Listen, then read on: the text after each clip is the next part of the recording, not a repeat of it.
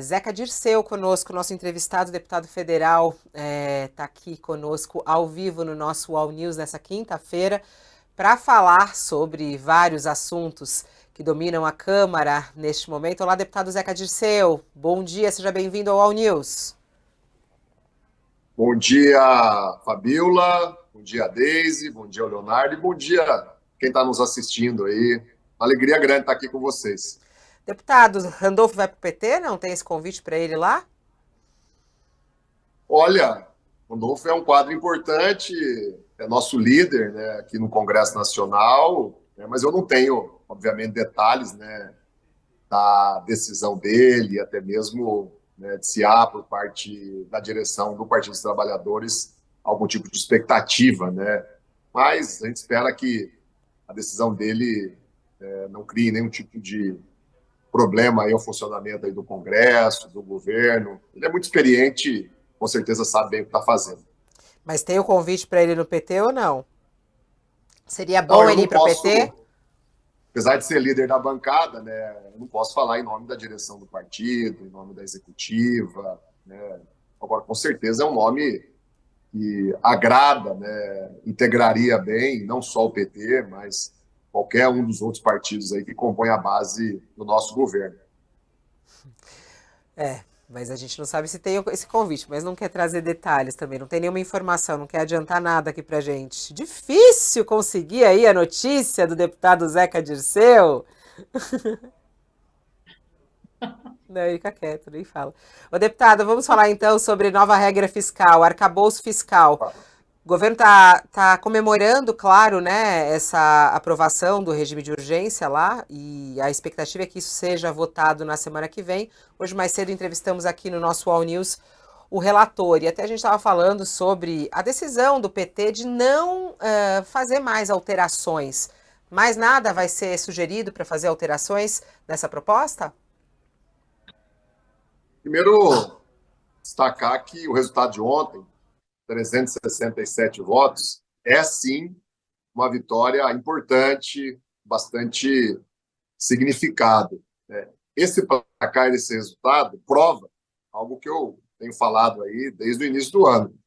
O governo do presidente Lula pode sim ter uma base muito ampla aqui, confortável, para fazer avançar as medidas que são importantes não só para o governo, mas para o país, para o Brasil gerar emprego, para tirar o país da fome, para erradicar de novo a miséria, para colocar a educação de novo como uma grande prioridade, dar força novamente a programas que são estratégicos, como o Mais Médico, Minha Casa Minha Vida. A população espera isso de nós. Ao mesmo tempo, é verdade também que esse placar folgado, ele não é um placar que crava ali uma posição definitiva, né, da relação do governo com o Congresso Nacional. É como todo início de governo, eu já fui prefeito 2 vezes, né, da minha cidade, Cruzeiro do Oeste, antes de ser do Paraná, então eu já tive do outro lado, sou deputado desde 2010. Todo início de governo ele exige, né, uma certa organização, surgem, né, determinados obstáculos, dificuldades, em especial na articulação política, ainda mais num congresso, né, como esse que nós temos aqui hoje, e ainda mais num ano como esse, que nem bem começou, né, e no dia 8 de janeiro já tinha uma tentativa de golpe. Mas foi um resultado importante dentro desses parâmetros, com os cuidados que nós estamos tendo aqui, que eu entendo que o governo precisa ter. Hoje vou até almoçar com o ministro Padilha, vou dividir com ele algumas impressões. E quanto ao texto, quanto ao mérito que vai ser votado semana que vem, é natural, né, que haja em todos os partidos, não é só no PT. O PT chama mais atenção porque é o partido do governo. É natural que hajam preocupações, críticas, desejos de aperfeiçoamentos. Agora, o que ficou estabelecido, que eu acho que não vai mudar, né, nessa semana, na primeira reunião dos líderes, inclusive com a presença do ministro Haddad, o presidente da Câmara, Arthur Lira, é que qualquer mudança que for feita vai se buscar um consenso entre governo e oposição, entre todos os líderes. Isso deixa uma margem mais apertada para ter mudanças que endureçam ou tornem mais flexível o texto, mas, ao mesmo tempo, dá uma garantia muito grande de que, na hora que chegar no plenário, vai aprovar de novo, imagino eu, com uma votação muito grande. Isso vai ser importante para dar rumo né, da perspectiva Deputado, de futuro para o país, estabilidade. Deputado Sakamoto aqui, bom dia, obrigado pela presença do senhor, né? No meio da discussão a respeito da aprovação do arcabouço, teve a aprovação da urgência agora, né? Planejamento para votação na semana que vem, está sendo divulgado, né? Está circulando pela imprensa que o governo pretende liberar mais R$ 1 bilhão em emendas parlamentares para ajudar, digamos, a consolidação dessa base, principalmente focando em parlamentares que apoiam o governo, né? Nesse sentido, de certa forma, uma certa tranquilidade para a votação na semana que vem do fato de que o governo Lula resolveu atender os pleitos de Arthur Lira no sentido de liberação de emendas? Se a gente olhar, observar, né, o que acontece no mundo todo, é assim.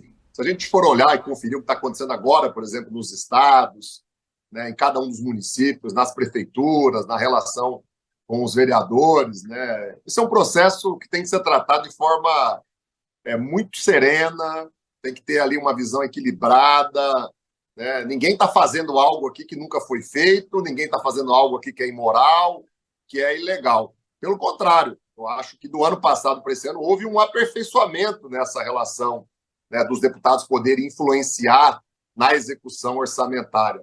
Nós não podemos esquecer que o país viveu um período de orçamento secreto que teve fim, né? O presidente Lula soube muito bem criar um outro modelo com transparência, com critérios, com controle dos ministérios, mas ao mesmo tempo com uma liberdade para que o presidente da Câmara, os líderes, os deputados, os senadores possam influenciar. Eu acho que esse modelo ele vai funcionar, ele só não está funcionando na plenitude porque há uma certa lentidão, que, como eu disse, a gente tem que compreender, né, é natural sempre do início de governo que ainda está lá formando seus ministérios, tem cargos que não foram nem nomeados ainda, tem estruturas que não estão nem montadas, ainda estamos aguardando, né, a aprovação aqui da medida provisória. Mas desculpe interromper o senhor, isso que eu não entendi. Não, pode interromper sempre, viu, Sakamoto? Mas isso que eu não entendi. O senhor colocou que no caso desse acordo, exatamente para tentar azeitar a base do governo, liberando as demandas dos parlamentares na questão da emenda, faz parte desse processo de construção dessa base. Sim, não, e é assim no mundo todo, já foi assim em outros governos.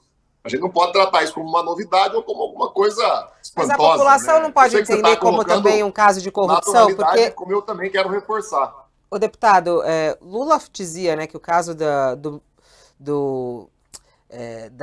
compra do orçamento secreto, ele falava, me fugiu o nome aqui do orçamento secreto da cabeça, ele dizia que esse era o maior escândalo que tinha acontecido. Quer dizer, como é que fica o entendimento da população brasileira? Quer dizer, não está fazendo a mesma coisa?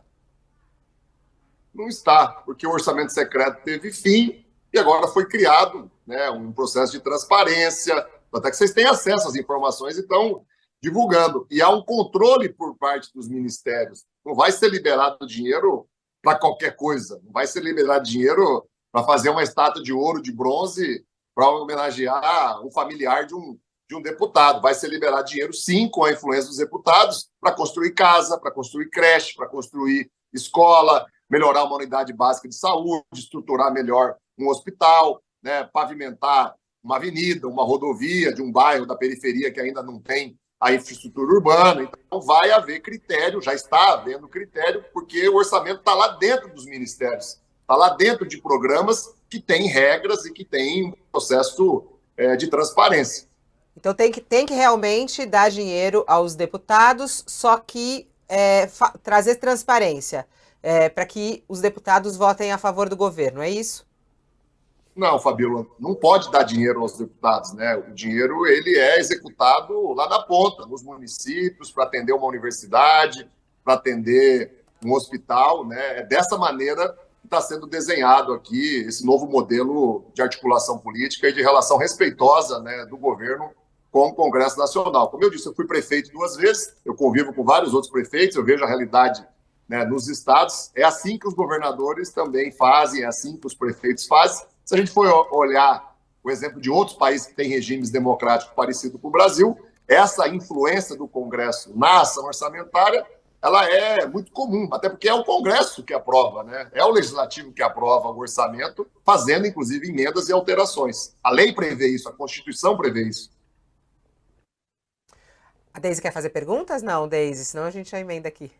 Não, eu quero, eu Quer? até Então vai lá, quero. Deise, pode ir. Com licença. Oi, deputado, tudo bem? Oi, Deise, tudo bem? Deputado, o governo agora ele vai ter 80 bi a mais para gastar em 2024, né? A pergunta que eu te faço ela é bem direta. O governo não está partindo de um patamar muito elevado de despesa, ainda mais depois da aprovação da PEC da transição, que ampliou mais 140 bi nos gastos do orçamento. Não é um governo que está começando muito inchado? Aliás, Deise, o deixa eu só país. falar uma coisinha antes disso, importantíssima pergunta da Deise, é que quando a gente conversou com o relator hoje aqui, o Cajado, ele disse que não é esse valor, ele falou que é metade disso. Queria até confirmar com o senhor, é de 80 ou de 40 bi? O país, né, a população, necessita desses investimentos, né? E vai haver arrecadação, receitas, uma ampliação, inclusive já está acontecendo, proporcional para dar suporte a isso. Vamos lembrar, gente, que o presidente Lula já governou o país 8 anos. E naquela época não tinha teto de gasto, não tinha regras fiscais como nós estamos aprovando agora, era tudo muito mais flexível. E mesmo assim teve superávit todos os anos. Quando soma todo o superávit dos 8 anos do Lula, ontem o líder Guimarães me passava esse dado, dá mais de R$ 1 trilhão de superávit. Tanto é que o Lula conseguiu fazer as reservas internacionais, depois a Dilma ampliou, chegar num patamar que o Brasil jamais viu na sua história. Hoje eu acho que ainda está em torno de 250, 350 bilhões de dólar de reserva internacional. Então, assim, o presidente Lula tem essa sensibilidade da importância, né, do cuidado fiscal, né, de gastar menos do que se arrecada. Agora, é claro que se a arrecadação crescer, e essa é a tecla que o Haddad tem batido muito, né, o país pode construir mais casa, quem está nos assistindo agora e paga aluguel vai sair do aluguel, o país pode ter mais programas sociais, e a gente precisa recuperar a educação, viu? A pesquisa, a ciência, a tecnologia, a inovação é fundamental para qualquer nação prosperar. E o Brasil, né, desrespeitou isso nos últimos anos. A arrecadação cresceu durante 6 anos e o orçamento da educação foi sendo reduzido de forma maldosa, cruel, durante 6 anos. Tiraram dinheiro da inovação, da pesquisa, da tecnologia, e aí não tem país que dê certo dessa maneira. Então vai haver, viu, Deise, equilíbrio. Conforme aumentam os investimentos, né, vai ter que aumentar também a arrecadação. E o ministro Haddad já mostrou que é possível fazer isso, ele provou isso esse ano, sem aumentar a carga tributária. Né? Nós temos que ir para cima dos fraudadores, dos sonegadores. Né? Nós temos que ir para cima daqueles poucos, eu dizia, inclusive, nos meus embates com o ex-ministro da Economia, Paulo Guedes, né, que vivem à custa do Estado e querem tornar o Estado mínimo, né, que exploram o Estado, né, com benesses que ninguém tem. Né? Nós vamos ter que, num determinado momento, né, rever as isenções tributárias que tem no país. É claro que setores que geram muito, muito emprego, a gente tem alguns que são importantes no país, precisam ter, né, tratamento diferenciado. Agora, setores que só vivem da especulação, não geram emprego nenhum, por que esses setores vão ter isenção tributária? Então, eu acho que há um equilíbrio, há um cuidado, e está se buscando, inclusive, decisões judiciais, já ocorreu algumas, né, para que a lei seja cumprida, né, e quem não estava pagando imposto, que geralmente é o andar de cima, são os bilionários, eles voltem a pagar imposto, eles voltem a contribuir com um estado de bem-estar social que o país precisa ter. Precisamos preservar, por exemplo, a aposentadoria. O direito à aposentadoria ficou extremamente ameaçado nos últimos anos. No nosso governo, isso não vai acontecer. Deputado, falando um pouco em relação a questões de anistias, um dos pontos que está mais, uns pontos polêmicos que está mais em pauta na mídia nos últimos dias é a discussão da anistia, né, da aprovação do projeto, passou inclusive na Comissão de Constituição e Justiça da Câmara, que pode levar à anistia de multas, né, aos partidos políticos entre as eleições de 2015 e 2022, entre elas multas por conta do não cumprimento do destinação de recursos de acordo com as cotas para mulheres, cotas para negros, entre outras regras eleitorais que foram desrespeitadas. E o projeto teve apoio de uma vasta gama de partidos que inclui o próprio PT, o PL, né, que está na oposição, partidos da base governista, partidos da oposição. Como é que o PT ele se coloca no meio disso? Como é que vocês defendem essa anistia? Sakamoto, se eu não me engano, pode até me corrigir, né? Foi votada ali a admissibilidade do projeto. O mérito, os critérios, os parâmetros, eles ainda vão ser definidos posteriormente. Né? Eu tenho um histórico, vocês podem, inclusive, checar e conferir, né? E o PT tem um histórico já de décadas, né? De luta pela inclusão, né? Por um tratamento, inclusive, especial, diferenciado das mulheres, dos negros e negras. Nós temos um histórico, nós que ajudamos, inclusive, a criar legislações, né, que hoje permite você ter um espaço maior de mulheres, de negros, de negras, né, participando da vida pública do país, ocupando cargos eletivos, ocupando cargos públicos. O que aconteceu, né, na última eleição foi que, talvez por um descuido nosso aqui, a gente precisa sempre aprimorar as legislações, né, a Justiça Eleitoral acabou dando uma interpretação de última hora, né, eu não estou culpando só eles, pode ser inclusive culpa nossa, pode ser culpa dos partidos, né, que acabou pegando os partidos de surpresa, né, e os partidos tentaram, fizeram muito, mas ali, num detalhe, acabaram não cumprindo, né, alguns critérios da divisão do fundo eleitoral. Tem um caso muito conhecido que é a cota, né, para negros e negras, né, e isso acabou gerando multas milionárias, né, multas de um valor assim que os partidos não vão conseguir pagar. Então, eu acho que se essa anistia vai focar nisso, em pequenos equívocos que geraram multas muito grandes de decisões que chegaram de última hora pelos mais diversos motivos, tudo bem. Agora, não dá para anistiar, né, partido que, por algum motivo, tenha feito coisas absurdas, né, gastos com luxo, com farra, com festa, com compras, né, de imóveis, com compras de aeronaves, carros, né, tudo aquilo que é exagero, tudo aquilo que é para o uso pessoal, tudo aquilo que é para o benefício de uma meia dúzia e que gerou multas, ou que gera hoje questionamentos na justiça, eu entendo que não há por que haver qualquer tipo de anistia. Um erro contábil, por exemplo, um erro contábil, se ele é um erro contábil, eu acho que cabe uma anistia. Agora, se é uma fraude, se desviou dinheiro de fundo eleitoral, que é dinheiro público, ou de fundo partidário, o partido, seja qual ele for, tem que ser punido com rigor.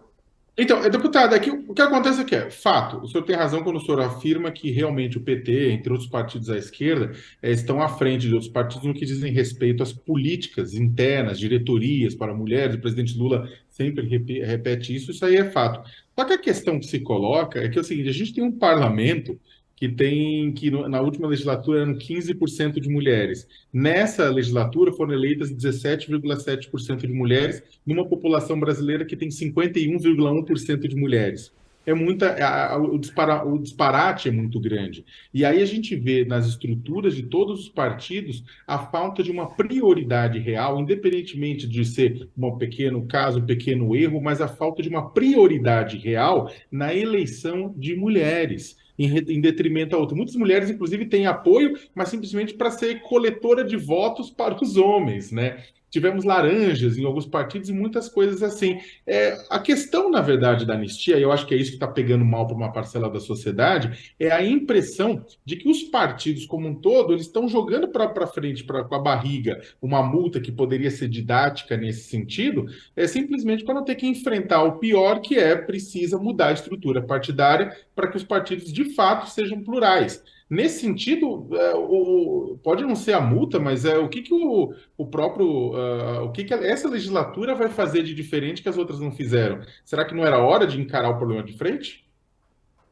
Olha, eu tenho um compromisso de continuar me dedicando para que a gente crie cada vez mais mecanismos, inclusive, não só os que já existem, né, para que haja uma participação mais ampla, mais efetiva das mulheres, né, na vida pública do país, na política, nos cargos eletivos, e da mesma forma os negros e negras. Né? Nós precisamos também trazer a juventude, né, a renovação na política é extremamente importante, né, para qualquer democracia. Eu fui prefeito 2 vezes. Né? Quando eu fui prefeito, só para deixar um exemplo aqui, para não parecer que é só discurso, viu, Sakamoto? Né? 80% dos cargos que eu tinha autoridade de nomear como prefeito, secretário, chefe de departamento, de divisão, presidente de um determinado órgão, foi composto por mulheres. Então, assim, há muito tempo, isso foi em 2004, e deu muito certo, eu fui reeleito com 70% dos votos, e depois no segundo mandato virei deputado. Eu tenho, né, um pacto aqui de acolher, de valorizar e de dar o espaço que é de direito das mulheres e que elas cumprem muito bem. Eu vivi essa experiência e vivo na bancada. Se vocês puxarem aqui a relação dos vice-líderes que compõem aqui a minha coordenação da bancada, que eu escolhi por vontade própria, vocês vão ver que a grande maioria é formada por mulheres e que tem ali um conjunto muito maior do que a proporção de negros e negras participando com muita qualidade. Então eu vou, inclusive, levar essa preocupação, viu, Sakamoto, para a nossa equipe que está lá na CCJ, né? Vou estar firme na defesa de que essa anistia seja apenas para aqueles casos, né, que são casos de detalhes muito pequenos, que geraram multas muito grandes, e que não haja nenhum tipo de tolerância com aqueles erros graves, com aquelas adulterações graves, com aquelas falhas graves que distorceram totalmente a legislação do país. Infelizmente, as notícias estão mostrando, em alguns partidos isso aconteceu. Eu não vi nenhuma notícia nesse sentido em relação ao PT ou a algum dos dois partidos, o PV e o PCdoB, da nossa federação. Obrigada pela sua participação ao vivo aqui no nosso All News. Até uma próxima oportunidade. Valeu, Fabiola. Tchau, um abraço aí a Deise e ao Leonardo. É um prazer.